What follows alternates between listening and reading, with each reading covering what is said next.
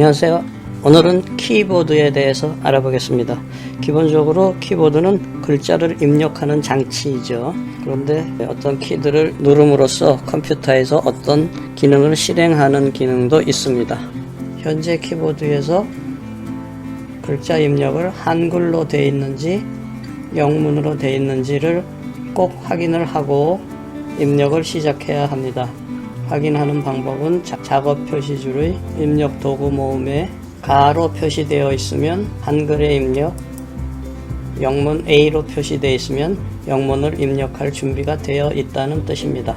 글자를 입력할 위치에 마우스 포인터를 클릭하면 깜빡깜빡거리는 막대기가 커서라고 하고요.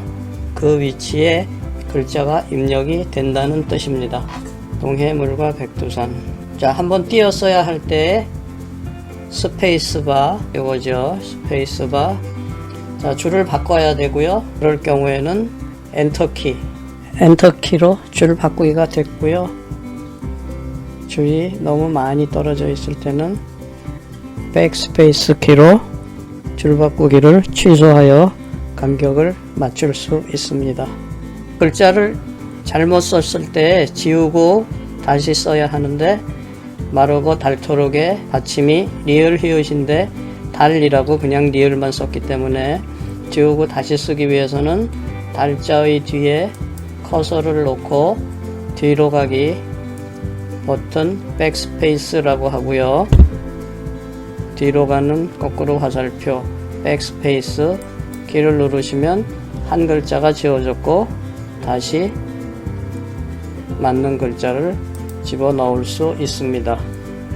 쌍자음이라고 하죠. 쌍기역, 쌍비읍, 쌍디귿, 쌍비읍 이런 부분들을 입력하실 때는 Shift 키를 누르고 있는 상태에서 기역을 누르시면 쌍기역이 입력이 되고 쌍비읍을 입력을 하기 위해서 또 Shift 키를 누른 상태에서 비읍 하면 쌍비읍이 입력이 됐고 키보드의 위쪽에 표시된 글자들을 입력할 때는 Shift 키를 누른 상태에서 해당 키를 누르시면 키보드의 위쪽에 써 있는 이 문자들이 기록이 됩니다.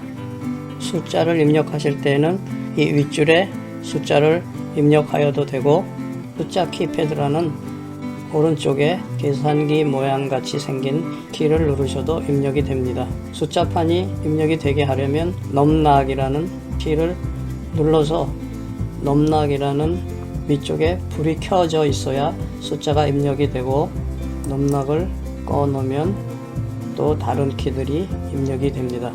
영문을 입력하실 때는 다시 입력의 상태를 영문으로 한영 전환해 놓고 영문이 입력되는 상태인 것을 확인하고 맨 첫 글자는 대문자로 시작이 되기 때문에 영문 입력 시 Shift를 누르고 입력을 하면 대문자로 한 글자씩 대문자로 입력이 되고 모두 대문자로 입력을 하고 싶으면 캡스락이라는 키를 누르면 영문의 입력이 항상 계속 대문자로 입력이 됩니다.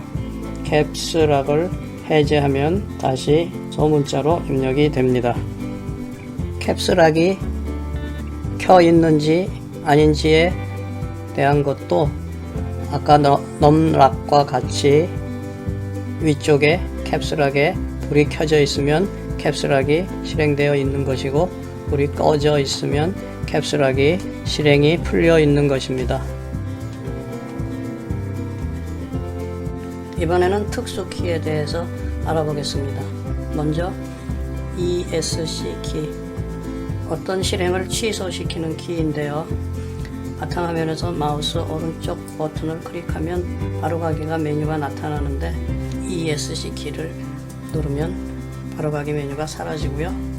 화면을 캡처하는 캡처 도구에서 새로 만들기를 클릭하면 화면을 캡처할 수 있는 준비 상태가 되는데 ESC 키를 클릭하면 그 실행이 취소됩니다.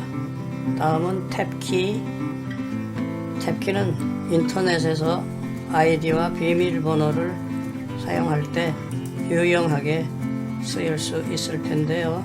예를 들어 네이버에 로그인을 할 때 아이디를 입력한 후에 탭키를 누르면 커서가 비밀번호를 입력하는 칸으로 이동하여 쉽게 아이디와 비밀번호를 입력할 수 있습니다. 탭키는 이런 문서 편집 시에 스페이스바는 한 칸씩 간격이 띄어쓰기의 간격이 한 칸씩 떨어지지만 탭키는 한꺼번에 넓은 간격을 띄울 때도 사용합니다. 컨트롤과 알트 키는 다른 키와 조합을 해서 두 개를 동시에 누름으로써 어떠한 특수한 기능들을 실행시키는 조합해서 사용하는 키이고요. 다음 방향키, 위아래 좌우에 화살표로 되어 있는 방향키. 문서 편집창에서 커서의 위치를 오른쪽 화살표 방향키를 누르면 오른쪽으로 한 칸씩 이동, 아래로 이동, 왼쪽으로 이동. 문서 편집창에서의 방향키는 커서의 이동에 사용할 수 있고, 포토스케이프에서 개체를 하나 넣은 상태를 보여주고 있는데요. 이미지 이런 편집창에서는 방향키가 개체를 이동시키는 역할을 합니다. 딜리트 키는 삭제를 하는 키이고요. 바탕화면의 아이콘을 삭제할 때도 선택 후 딜리트 키를 누르면 삭제할 것인지를 물어보는 대화 상자가 나타나고 이해하면 삭제가 됩니다. 또 문서 편집창에서 글자를 블록으로 선택하고 딜리트 키를 누르면 그 부분이 지워집니다. 또 페이지 다운, 페이지 업, 페이지 다운, 엔드 홈 키. 알마인드라는 프로그램의 사용 설명서를 PDF 파일의 형태를 실행시킨 모습인데요. 총 14페이지의 분량을 현재 첫째 페이지를 보고 있고, 페이지 다운으로 다음 페이지, 다음 페이지, 다음 페이지를 볼 수 있고, 엔드를 누르면 메인 끝 페이지로 14페이지 중에 14페이지를 보고 있고, 홈 키를 누르면 다시 맨 1페이지로 돌아갔고, 다시 페이지 다운으로 한 페이지씩 내려가면서 볼 수 있습니다. 윈도우 키에 대해서 알아보겠습니다. 왼쪽 컨트롤 키 바로 옆에 윈도우 로고의 그림이 그려져 있는 이 키가 윈도우 키이고요. 대표적인 기능은 시작 메뉴를 열거나 닫게 합니다. 윈도우 키를 한번 누르면 시작 메뉴가 열리고 다시 누르면 사라지고, 또 윈도우 키와 다른 키를 조합해서 어떤 기능을 실행할 수 있는데요. 열려져 있는 창을 윈도우 키와 방향키의 위쪽 화살표 키, 또 윈도우 키와 방향키의 아래쪽 화살표 키를 누르면 현재 보고 있는 창을 최대화하거나 창을 이전 크기로 되돌려 놓습니다. 현재 보고 있는 탐색기의 사진 샘플 창을 윈도우 키와 위쪽 방향키를 동시에 누르면 최대화되고, 다시 윈도우 키와 아래쪽 화살표 방향키를 누르면 이전 크기로 돌아옵니다. 또 윈도우 키와 E 키를 함께 누르면 탐색기가 열리고, 윈도우 키와 D 키를 함께 누르면 바탕 화면이 보이기도 하고, 다시 원래의 창들이 열려져 있는 상태로 복구가 되기도 합니다. 윈도우 키와 E 키를 누르면 탐색기 창이 열리고, 계속 윈도우 키와 E 키를 또 누르면 탐색기 창이 열려 있어도 계속해서 여러 개가 열릴 수 있게 됩니다. 윈도우 키와 D 키를 누르면 바탕 화면이 보였다가 다시 윈도우 키와 D 키를 누르면 원래 열려져 있던 창들이 다시 나타나기도 합니다.